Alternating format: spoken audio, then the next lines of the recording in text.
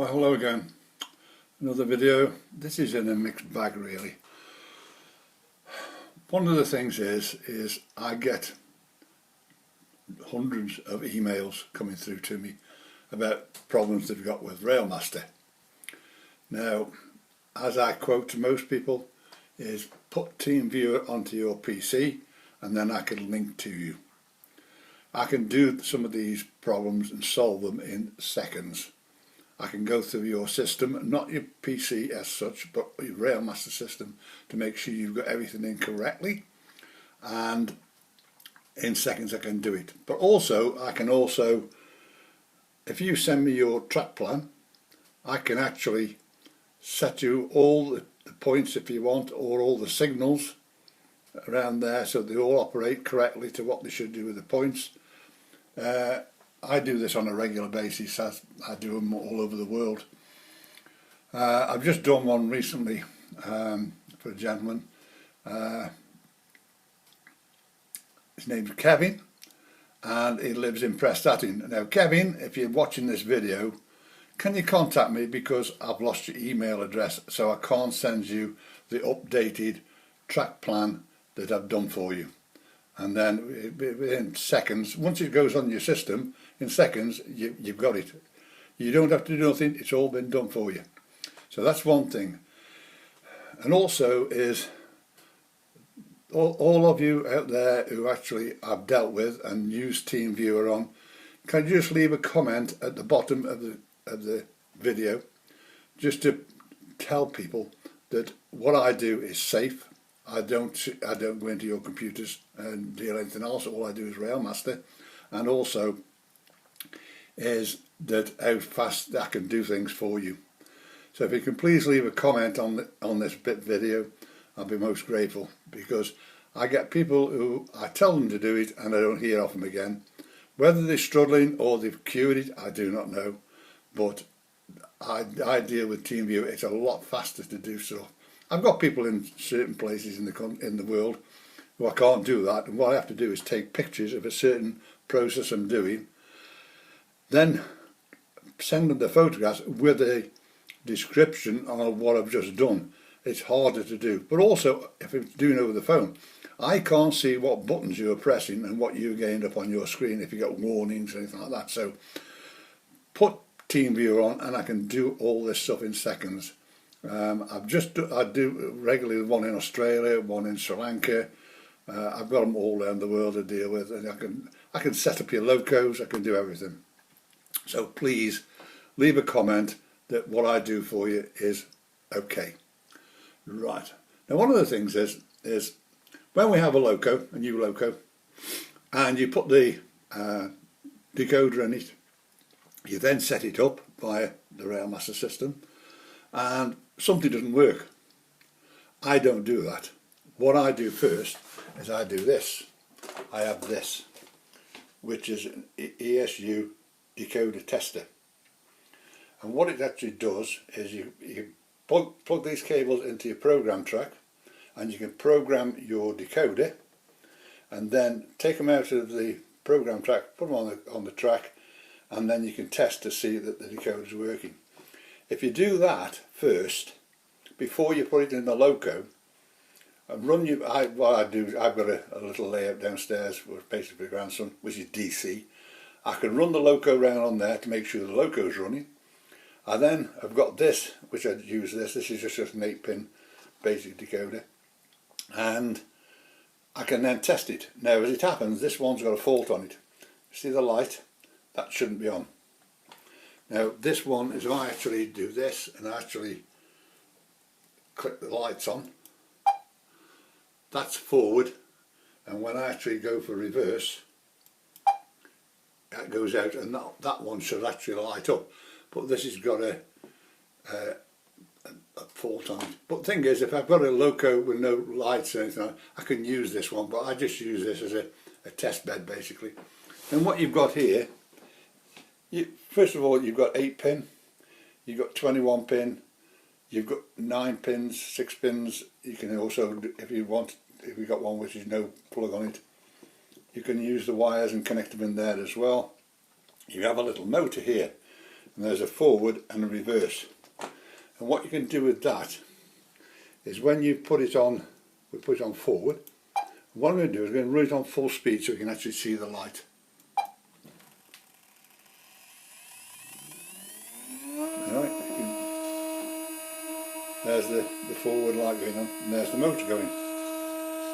Then what you can do then is if you stop it, and we now go into reverse mode and do the same again, you see the reverse lights comes on.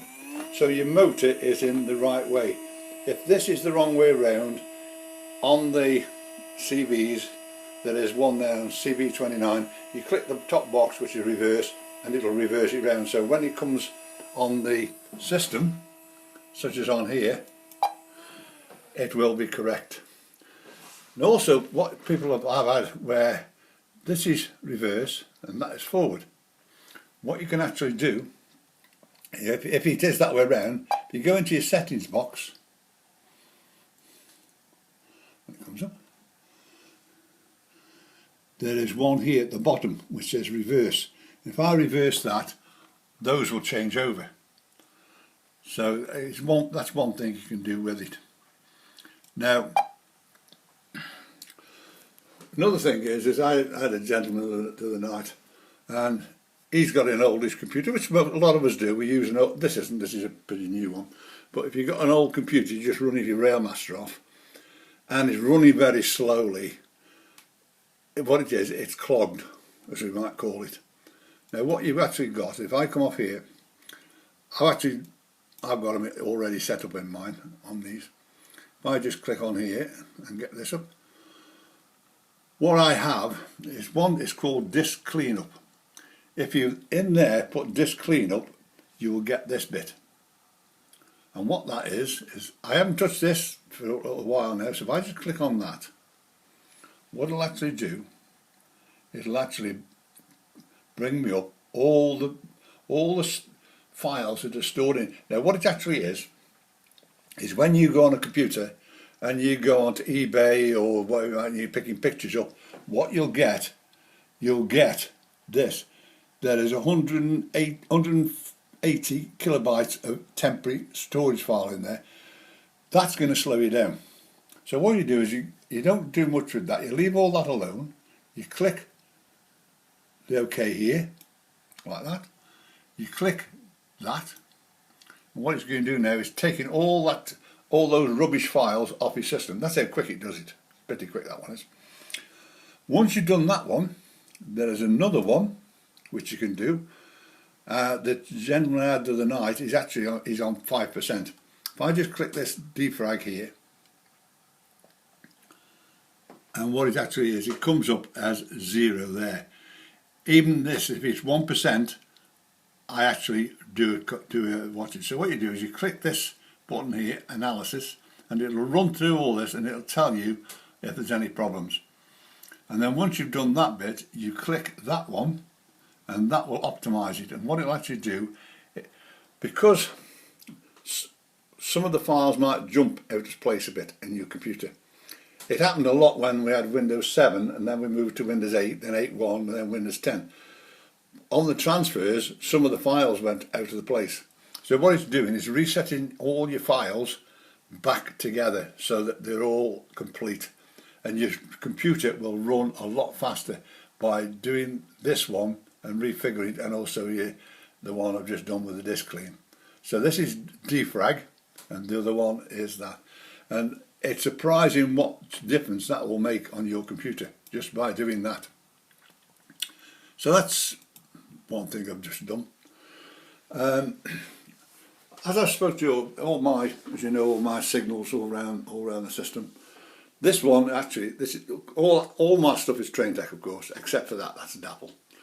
But this is a busted one. The reason it's busted because that's where it was sitting. And what happens is sometimes I lean across and I've knocked it and I've busted it. So this one doesn't actually work. But basically what they are, you can slide them under the track and those two contacts will collect underneath the rails. Now if you've got Pico track, there's a problem because there's no gaps in the rails underneath.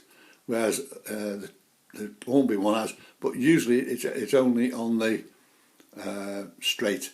But also if it's on a curve and it's there and you want the signal there, it's a bit of a problem. So what I do with mine, I actually solder cables onto those two little pinholes there, and then I slide it under the track and slide that under the track, solder it onto the track, solder that onto the track, and it works.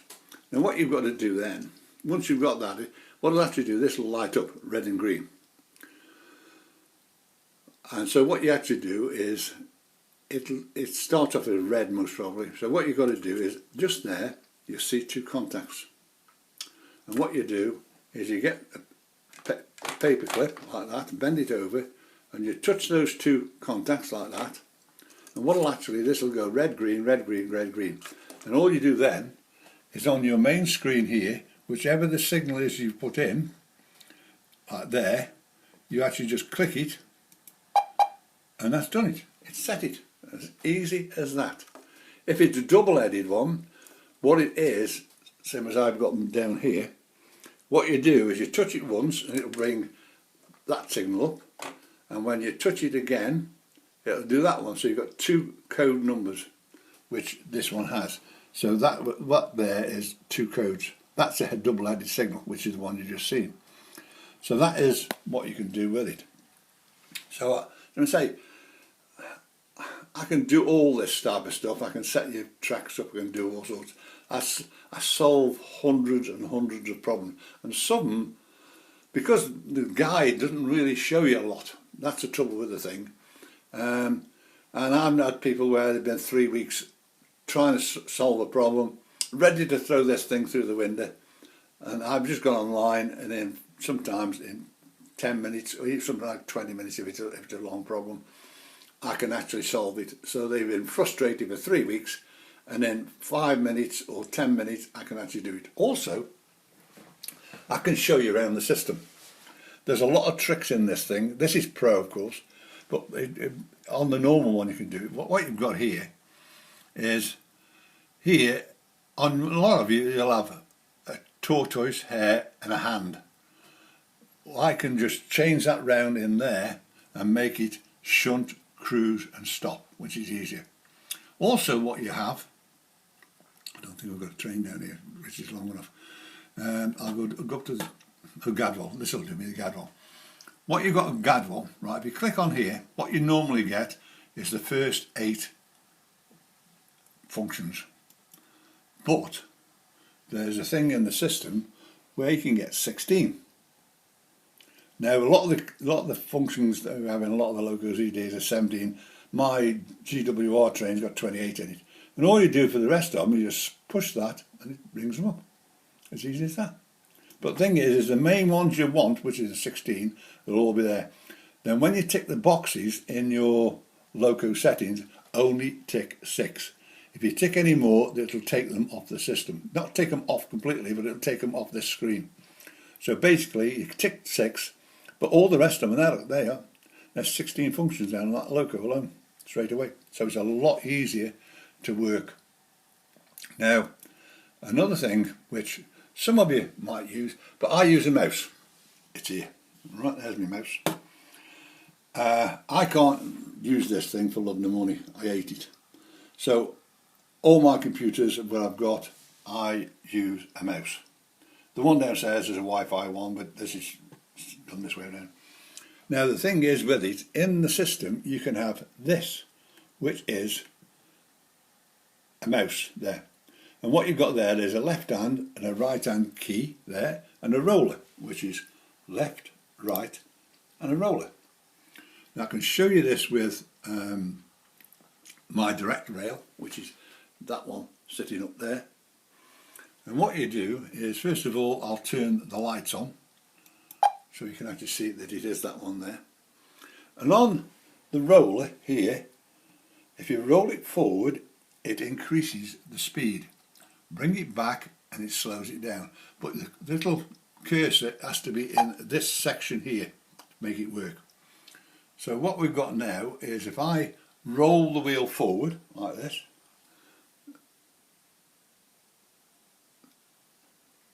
That's how slow you can get them go. More so as shunters than that, it's beautiful that, but that's how slow you can get it. You don't go onto a shunt which is going to be quick. You press the top of the wheel and it stops it. I now press the left hand key and it then does that, and I roll the wheel forward like this, or I can actually roll the wheel, stop it, and roll the wheel back, which has done that. So I can do it any way.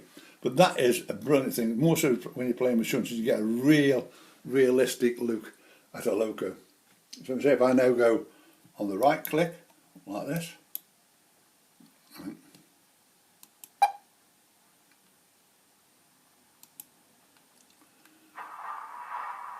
I've just started a train up somewhere. One of the trains has just started up for some reason. Like that, forward, right?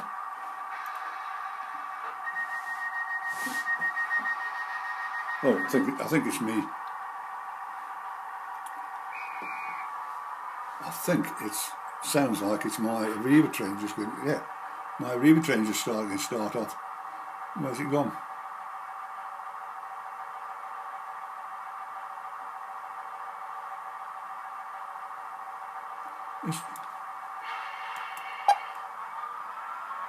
Yes, I think. No, it doesn't. It's this one. GWR.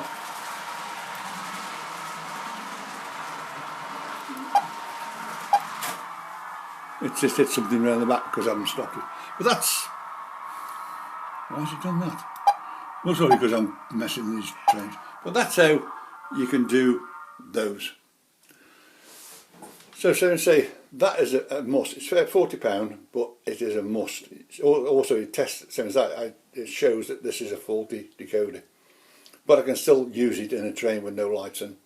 If I put it in, I'll get the lights on like that, and I don't want that. So that is some of the things you can do with it. Now, one of the things is, as I said, is I've just done a railway for a chap. Where's that loco now? I better bring that class 29 back again or else. Otherwise,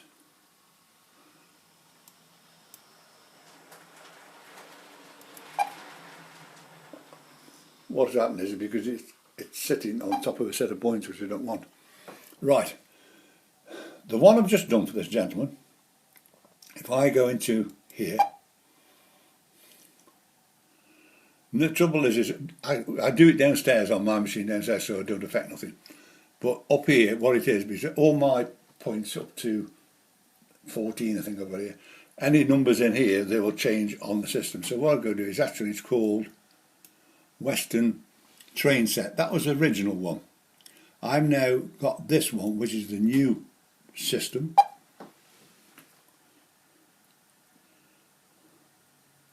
Which is here.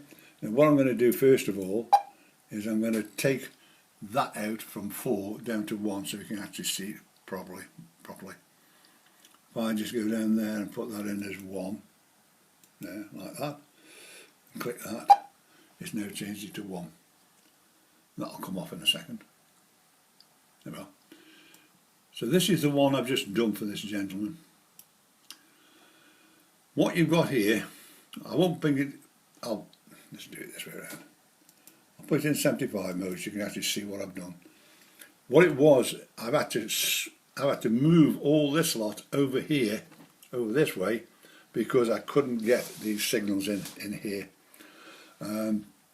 But if I actually go back into 100 mode, which will do easy, and go back down up here, what you've got here is this track here and this track are going clockwise that way. So anything coming this way or that way, that signal and that signal and that signal, that is a double-headed signal. So what it is that one is for that line and that is for that. So what I've got to do is just click on this just to get it right. That's right. So you've got green there because that's clear. You've got a green there because that's that one. Now if I change the points over like this, you see them change. That's gone to red because that line is blocked. That is the line for going down here. But of course, if you've got trains coming down here, that has gone to stop as well. So nothing's going to go past there. So if I just put it back again, which it was there, done that one. And the same here. This is a double-headed signal here. If I click this one, they change over. And then it changes back again. There's another double-headed signal here, which is for this section here, which I just do this. That's changed that over. And that's how it works. Like this one here, that's just an individual one. If I click this, that's on stop. If I click this one, it's on green to come this way. So this is the type of thing I can do for you. So if anybody wants it doing, I can do it for you. So I'm saying what happens is that now it's set, put all my points all around the place. So what I'm going to do now is actually go back into my track plan here and go up to where mine is, which is there. Click that. What will actually happen is that see, setting them up. But really, what I need to do, I can go around and look at them, but the quickest way is to turn it off and turn it on again. Now, the people with E-links, there is a system. This is an Elite up here. I still do it with this as I do downstairs. I have a ritual. What it is when I'm going to finish, I turn my Railmaster off. I then turn the computer off, and then I turn that off. And it's the same as if that was an E-link. I would turn that off, turn the computer off, turn that off. Now the reverse of starting it up, I would actually turn my computer on. Now, as most of you know, and most of you are frustrated, this Windows 10 upgrades itself all the time. And one thing you can actually have is while this thing's upgrading, it can mess turning your Railmaster on. So what I do with mine, I turn it on and leave it for 5 minutes, let it settle itself down. Then what I do then is I turn downstairs an E-link on, but up here I turn that on, and then I click the Railmaster on, and that's how it works properly. So that's another way out of it. But so I say, if anybody wants me at any one time, please give me a call. I'm on 01782 302194. I'm here day and night for you. My email address is at the bottom, so somebody said, all these people who I've dealt with, if you leave a comment on this video, hopefully when the shops all open up again, I might get some more stock, but at the moment I'm tied down. But as from the railway, thank you very much, please subscribe, and I'll speak to you again soon. Bye.